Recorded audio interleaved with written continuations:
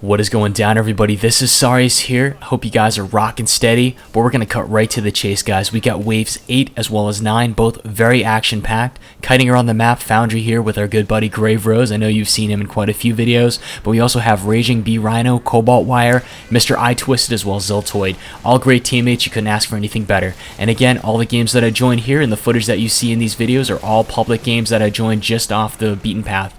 Right off the bat, you're going to see we have a huge mob that just spawned in front of us, almost wiped there, but you can see we pulled through by killing the sirens. Here is the power of the M14, everybody. You can see that it makes very short work of the flesh pound. With 10 consecutive well-placed headshots, that flesh pound will go down very quickly. So guys, what I will be doing is covering a brand new Art of Sharpshooter speed kill series where we're going to delve right into how to take out some of the top level enemies very quickly within a couple seconds, give or take.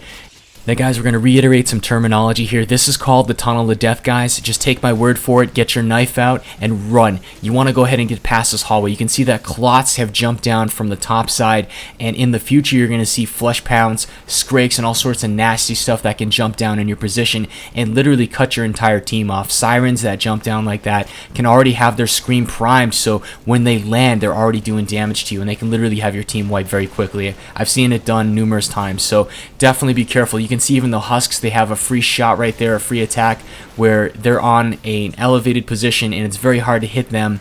You have to wait till they land before you get really like a clear headshot on them. So that's something you definitely want to take into effect. We go up the stairs here and now we're making our way back up to the Foundry entrance level.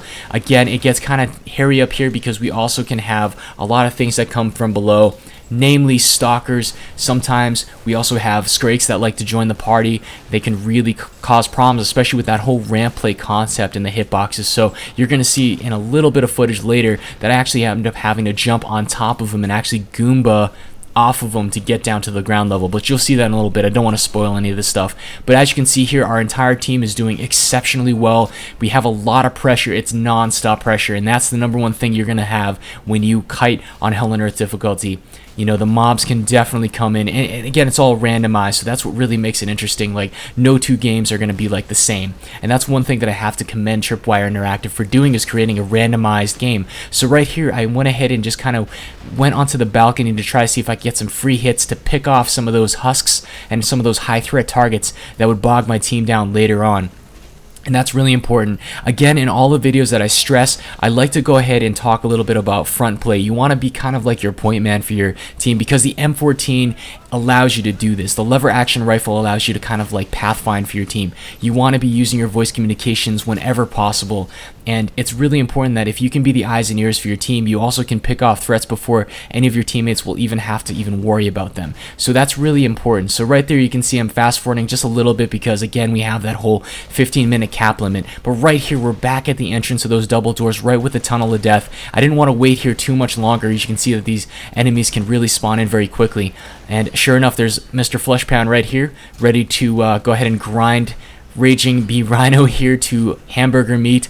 He started raging and immediately I shifted gears, turned back, and started placing fire where I thought his head would be. I heard a couple crunchy headshot sounds, and sure enough, I was able to assist my teammate. So it's very important that you guys get out there and practice again. Like I'm talking about, I'm going to go ahead and make a speed kill series dedicated strictly for the Sharpshooter, but we're also going to be expanding into other classes as well. And guys, basically it's really important. We're going to have basically download links where you can download the practice map that I use frequently. I know that some of you guys might be familiar with the map Test Map, which is exceptionally awesome, but there is a better map out there that allows you even to practice with like a full-on team as well, and that's called Test Map _ Firing Range version 2. You can see right there, that was where I did the Goomba Stomp. And it's sometimes really important when you have to jump over and kind of make up different strategies like on the fly. Like I think your ability to improvise and being malleable is really important. Like right there I went from not only Goomba stomping to making a very critical twitch shot to be able to kill that siren before she had a chance of taking out any of my teammates. You can see I went right into the red zone, but my medic was right there to be able to get me back into the fight. So again, exceptional job, good medicing, guys. This is really important.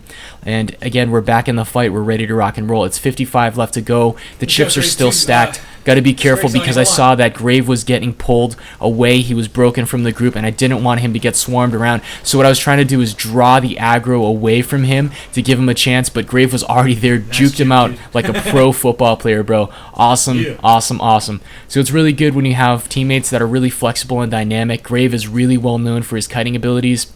And again, he's very reliable, and that's one thing that I really enjoy, playing with this guy. Now, right there, we are about to get cut off from the rest of the group. So again, sometimes you have to make an alternative route. Always have it in your mind, guys. Okay, so if this route is blocked, what do we do? And again, I directed Grave, and him and I were basically coming to that cross section where we're going to be entering that tunnel of death again for that final pass.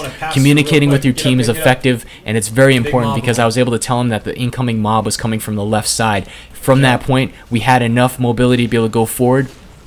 Right here, critical error here, guys, on my part. I was about to start a speed kill, and right there, boom. I only had one round in my magazine, and again, I almost paid the price for it, but luckily the Berserker's right there, and my team was there to help me center my fire. So rather embarrassing way in a turn of events, but again, always make sure that you're topped off, guys. Don't make an error like I did, because that can cost you a win, especially if you're in the red zone and you need every single round to squeeze off to kill all of the Skrakes. So now it's just basic cleanup work. We're going to kill all the Skrakes here. We're going to fast forward because, guys, again, we have that time limit, so I don't want to be delving into things that I'm sure many of you guys already know. But save the Skrakes for last. We're going to be amping it up to wave 9 of 10. And again, chips are right on the table. We started just where we started earlier. It's a good way to kind of funnel some of the enemies in there as we progress downstairs. And overall, you want to go ahead and make sure that you have the battle tempo. You're up, you're pumped, you're alert. So guys, again, about positioning here, you're going to notice that both of our Berserkers are pushing offensive very, very aggressively. Now, when this happens, you want to go ahead and remain forward to mid. Stay at the top of the wolf pack. I'm telling you truthfully, because you can clear out the crap in front that can bog your team down. If you need to make a critical speed kill on a Skrake to be able to clear the path so your team doesn't get blocked off, then you can do that. You have the full capabilities with the lever action rifle as well as the M14. It's like your best combination to really be the most versatile and most effective. You also can respond to the threats in the back. Let's say you have a Fleshbound that's just about to rage and you don't have the capabilities getting out of his line of sight. You can kill him and move up to the front. I'm not joking about the tunnel of death here, guys. We just had a Skrake jump down, narrowly gut Grave, just a little bit, just skimmed him enough. We have the Fleshbound that's raging right now. Grave's about to get hit, but luckily he does have armor to be able to survive the blow. I turn around and counterattack where I think his head is going to be based on the animation, which we're going to cover more in depth on a speed kill video. I know I keep stressing this, but I want to go ahead and let y'all know that we have a new video planned on the way to be able to walk you guys through this. So don't worry if this you're looking at this and saying, bro, I don't know if I'll be able to do this. Trust me, it's not rocket science. You guys will be able to do this. As you're going down the stairs, this got me quite a few times. You got to be real careful with those stalkers because they tend to spawn towards this window area and right towards the entrance of where you spawn in Foundry. Okay, you got to be real careful when you're going through the stairs because honestly your attention's going to be elsewhere and those stalkers can really kind of like strip your armor very quickly, which is a really bad thing. You want to be able to maintain as much armor integrity as possible. But you can see everybody's kicking butt. Our medics are doing a wonderful job of keeping everyone alive, and that's really, really important. So guys, in the future, I'm sure that many people want to go ahead and see some more medic videos, so definitely expect an Art of Medic gameplay video on the way. As I was going down the stairs, again, the stalker got me. So you have to make sure that you're kind of more aware, be careful. Sometimes if you have like a full team, I'd even jump off the railings, take a little bit of fall damage, but you won't have to deal with having to walk down and get blocked by one of the stalkers. Because again, it can, even if you have to kind of trade some of your HP for the ability to stay mobile, then I'd probably do that as well. So just something to think about. At first I thought that was actually a teammate, so I didn't react to that gore fast, and sure enough I did pay the price for it. Again, you can see just how the sirens like to pop up on the staircases. In any kind of narrow hallway situation, those guys can be very, very dangerous. So you have to just do your best. I'm just trying to pick off some of the threats that I thought might bog down the Berserker on his way back. You always kind of have to think about your other teammates. Like, what would they really need you to do? I mean, when they reach your position, what are they going to be looking at? So I went ahead and let the teammates know that I had a Skrake on me, but sure enough, I went ahead and just did a quick speed kill to get him out of the fight. We'll be covering that as well in future tutorial videos, but it usually consists of 2 lever action rifle stuns and then following up with the flurry of 4 M14 shots to finish the deal. Again, another flesh pound hot on our tail. I was looking for even ground. There's just a lot of stuff here, so I went ahead and just moved past because I figured, you know, we would need more mobility than actually engaging him right now. So I went ahead and played point man. I know that our berserkers would be capable of kiting the flesh pound. Got a nice lucky midair shot on the stalker there before he jumped and ambushed our teammates, but unfortunately Grave did die at this point. Now right here I'm going to go ahead and finish the speed kill. You can see the animation did get glitched, so I had to go off of memory. That's something that you're going to find that can really get your team killed, is when the animations go derpy, or even the hitboxes kind of go crazy. And I'm sorry I just said derpy, I don't even know what I'm thinking. So again, tunnel of death, get out. Tunnel of death, get out. I want you to go ahead and just kind of sync those words up, especially when you hit this area, because, you know, I've seen too many teams that get stuck because they stay here too long trying to kill a couple more, and they end up getting jumped down from all angles. So just keep that in mind, guys. Keep moving and stay mobile. That's the biggest tip I can provide for you. So we're mopping everything up. We still have 116 left to go, and at this point now, we lost one of our people, so we have one of our assets down. Now at this point now, we still have berserkers, we still have a strong force because our medics are still with us, okay? But usually, even when you have 106 left to go, you can bet yourself that there's going to be either 1 to 2 more flesh pounds on the way, just lurking ready. And of course, plenty of husks, plenty of scrakes, and plenty of sirens as well. I've even seen this one map we were playing that you saw the original pistols only sharpshooter where we played Biohazard. I had one round where there were like 15 to about 16 sirens all chasing us, and I'm not sure whether that might have been just map specific, but I'll tell you, man, it can get very, very crazy very fast. So it's very important to try to keep your mobility. Unfortunately, we did lose another man here, so we're down to a 4-man offensive now. Luckily, only 75 left to go, but if it was any more, let's say about 200 or so, and we've already went down to about 4-man, you know, in terms of like our team, it can really be brutal, and it just gets harder and harder the more people you lose. So it's really important to try to keep your buddies healed, try your very best to really just make sure that everybody's taken care of and accounted for.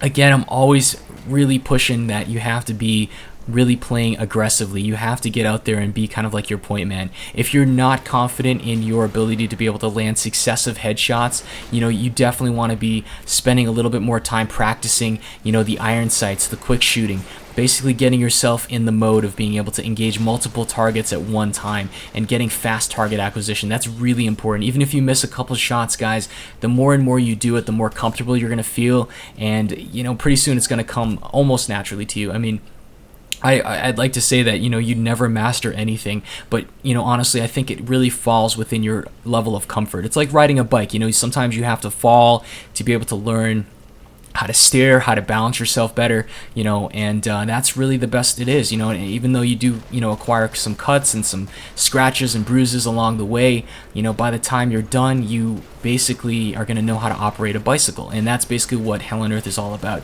You got to die quite a few times, and even when you have it down, you're still going to have incidences where you still fall, or rather where you still, you know, you still get killed sometimes. It happens, you know. I mean, I'm not, you know, when I'm mentioning in my videos here, you know, I'm not a pro player. I'm just the type of guy that honestly just continues to practice and practice, and even through all the failures, I've learned quite a bit of information that hopefully I can teach you guys. So I don't want you to get the wrong impression in these videos. They're not here to show off. They're here for you. They're here so that way you guys can get inspired. You can also kind of like learn a couple more ideas out there, you know, and I think that's really it. So, I mean, if you're open-minded about, you know, the concepts here, I think that you'll, if anything, you'll improve, even if you have your own techniques, because no way is really like the 100% right way. I've seen a lot of people rock some really interesting combos. Like a person that I saw the other day, he was rocking dual revolvers, the 44 Magnums, and he was killing Scrakes with them, you know, and it's just a really versatile game that you can choose any sort of weapon setups. I've even seen off perk setups where someone's rocking like an MP5 as a sharpshooter to heal his buddies, and he's using that to be able to pick off, you know, some of the small guys as well. So again, we've weaned him down to about 2 left.